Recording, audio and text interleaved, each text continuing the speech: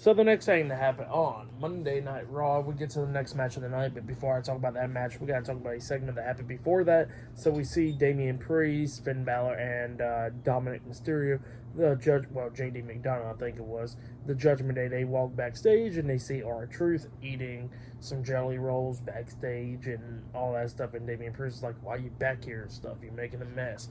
And he goes like, "Well, I just want to be your fifth member for the War Games match." And Damian Priest is like, "War Games already passed 2 days ago." And he goes like, "Oh, well, did we win?" And Damian Priest is like, "No, we lost. And you wasn't in it." He goes like, "Well, dang." And then they told him to get out. So yeah, that's what happened there. Pretty funny stuff. But then we get to the next match. It was Nia Jax versus Zoey Stark 1-on-1. In this match, it was a pretty good one. Zoey Stark tried to do everything that she can do to beat down Nia Jax, like hitting that front flip senton move onto Jax, pinning her, but Jax barely kicks out at 2 and everything. But then Nia Jax starts coming back at the ending, hitting a Samoan drop onto Zoey Stark, and then hitting a running senton onto Stark.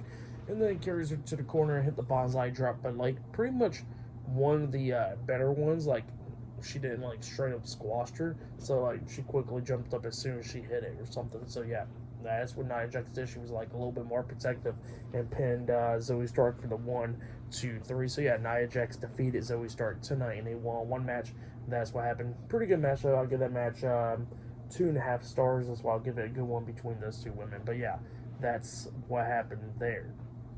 And then after that, we see Ludwig Kaiser and Giovanna Vinci Imperium talking backstage, and then Gunther comes up to my, "Hey, y'all gotta figure out the DIY situation. Gonna talk to Adam Pearce about it." And it was like, okay.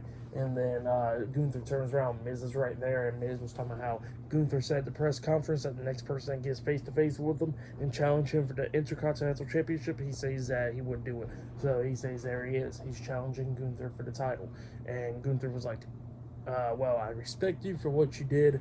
You know." At Survivor Series, he did pretty good, but he says that, you're good to be in the ring and all that stuff, but you're not for me. So yeah, that's what Gunther says to the Miz.